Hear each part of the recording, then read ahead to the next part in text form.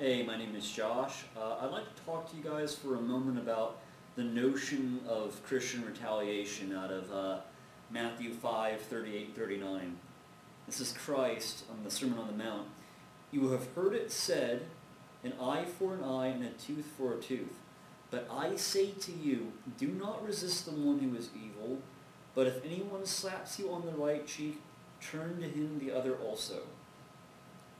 Now, I think that a casual understanding of this passage would probably produce in the believer a kind of thought that says, I guess I'm supposed to just walk around and conjure a false sense of weakness, and when bad stuff happens to me or when people abuse me, I'm just supposed to kind of take it and be like, well, Jesus said, don't take matters into your own hands, so I guess I won't. And I honestly think that's probably what a lot of believers really think about this passage if they were to somehow verbalize it.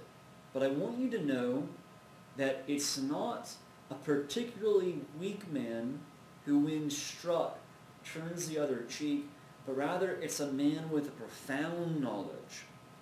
A man who says to himself, I have no need to answer my enemies in these matters because another man, a heavenly man, answers on my behalf. And that man right there has called me the apple of his eye.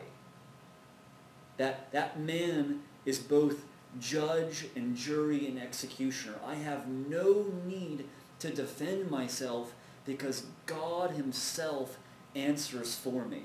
I can be totally free. I can give up bitterness.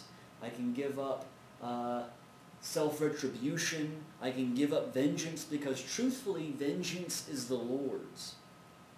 It's the kind of person who says that if there was a husband and a wife and the wife was abused, there is no power on this earth that is going to stop that husband from avenging his wife. And the wife can be secure and saying, like, let my husband deal with this.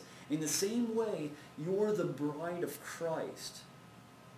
A heavenly man answers on your behalf. Or similarly, it's like a child who they're kind of bullied by a larger, meaner kid.